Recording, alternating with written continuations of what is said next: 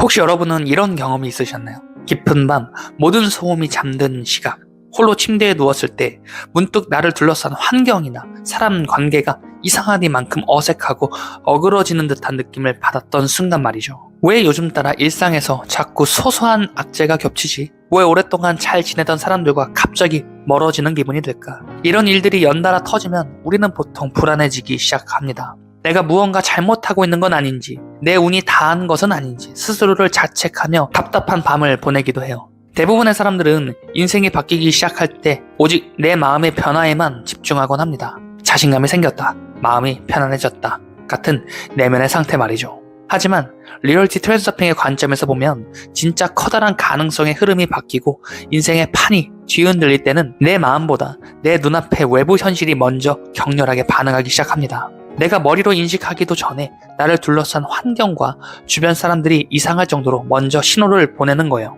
우리가 접하는 외부 현실은 단단히 고정된 바위가 아니라 나의 진동수와 상태를 그대로 반영하는 거울과 같습니다. 내가 새로운 인생 트랙으로 옮겨갈 때 예전 트랙에 맞춰져 있던 주변의 물건, 사람, 공간은 물리적인 마찰을 일으키며 균열을 낼 수밖에 없는 거죠. 오늘 영상에서는 인생의 궤도가 완전히 바뀔 때 여러분의 외부 현실에서 공통적으로 나타나는 8가지 현실적, 물리적 신호를 깊이 있게 풀어드리겠습니다. 이 영상을 보시며 지금 여러분의 눈앞에서 일어나는 일들을 가만히 대입해 보시기 바라겠습니다.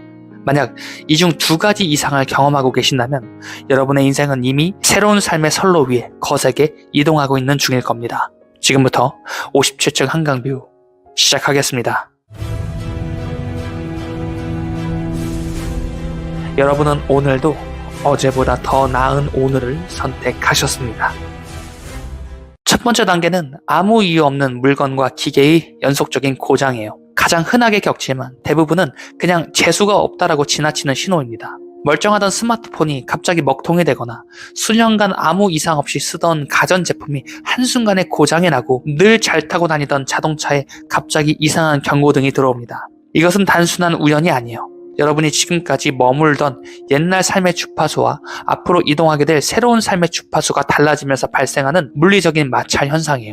기존의 트랙에서 나와 동기화되어 있던 물건들이 내가 뿜어내기 시작한 새로운 진동수를 견디지 못하고 삐걱거리며 연결고리가 끊어지는 거예요. 익숙했던 도구들이 손에서 벗어나는 것은 옛 현실의 틀이 무너지고 있다는 가장 첫 번째 물증입니다. 두 번째 단계는 주변 사람들의 이유 없는 경계와 이상 행동입니다. 오래 알고 지낸 지인이나 동료가 갑자기 나에게 낯선 반응을 보여요. 괜히 뜬금없이 시비를 걸어오거나 평소와 다르게 어색하고 이유 없이 거리를 두며 서먹해집니다. 트랜스서핑 관점에서는 이는 상대방이 나빠서가 아니라고 말합니다. 나라는 사람의 전체적인 공기와 에너지의 결이 달라지다 보니 상대방의 잠재의식이 본능적으로 낯설음과 위협을 느끼는 것이에요. 내가 달라짐으로 인해 기존 인간관계에 형성되어 있던 틀이 깨지는 과정에서 나타나는 자연스러운 저항입니다. 타인의 이상 행동은 나를 향한 공격이 아니라 내가 이전과 완전히 다른 사람이 되었음을 타인이 먼저 감지했다는 증거예요. 세 번째 단계는 원치 않던 관계의 강제 정리와 연락의 끊김입니다.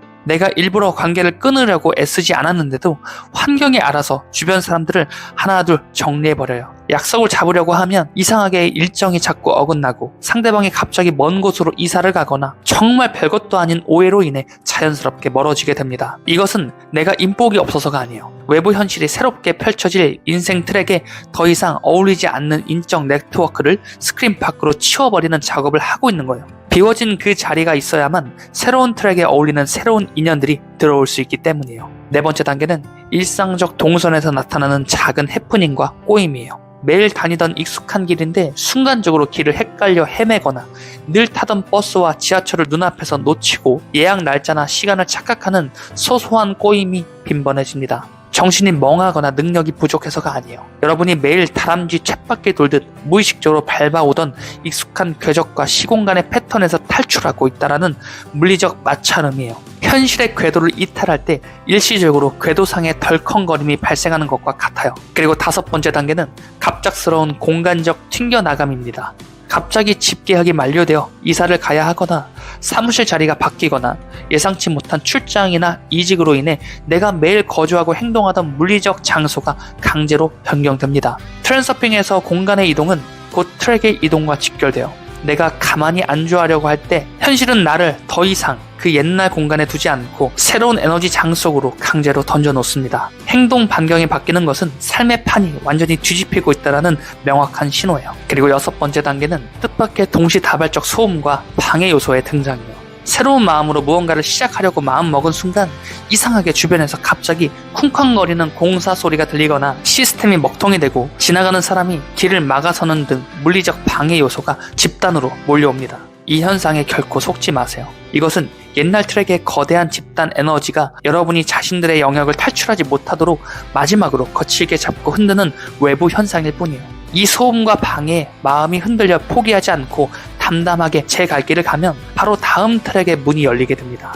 그리고 7번째 단계는 우연을 가장한 특정 정보의 반복적 노출이에요. 길을 걷다 무심코 바라본 간판의 단어, 지나가는 사람들의 대화 소리, 혹은 무심코 켠 TV나 유튜브에서 동일한 주제나 키워드가 하루에도 몇 번씩 반복해서 눈과 귀에 박힙니다. 단순한 착각이나 기분 탓이 아니에요. 여러분이 앞으로 이동하게 될 새로운 가능성의 공간에서 보내오는 외부의 이정표 현상입니다. 세상이라는 거울이 여러분에게 이제 이 방향으로 길을 틀 때가 되었다 하고 끊임없이 힌트를 보내주는 거예요. 그리고 8번째 단계는 나와 전혀 상관없던 새로운 부류의 사람들의 등장이에요. 내 평생의 생활 반경에서는 만날 일이 전혀 없던 유형의 사람들이 갑자기 주변에 기웃거리거나 인연이 다 대화를 나누기 시작합니다. 내가 사람을 찾아 나선 것이 아니에요. 내 삶의 무대 배경이 바뀌면서 내 인생이라는 영화에 출연하는 배경 스태프와 주요 배역들이 새로 교체되고 있음을 보여주는 가장 확실한 증거입니다. 새로운 사람이 들어온다는 건 이미 새로운 영화가 상영되기 시작했다는 뜻입니다. 많은 사람들이 이러한 현실의 이상 현상들을 겪을 때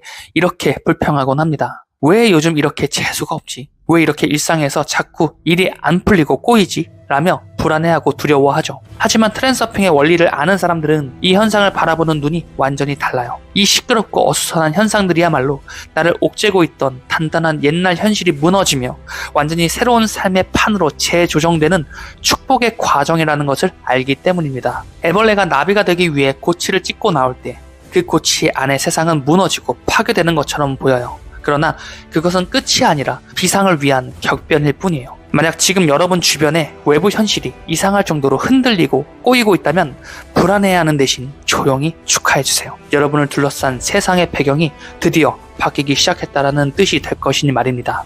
오늘 말씀드린 8가지 신호 중 여러분이 지금 눈앞의 현실에서 겪고 있는 건 몇 번인가요? 댓글로 여러분의 삶에서 일어나고 있는 현실의 변화를 편하게 남겨주세요. 여러분은 오늘도 어제보다 더 나은 오늘을 선택하셨습니다. 지금까지 이훈만 작가의 57층 한강뷰였습니다. 영상 시청해주셔서 감사합니다.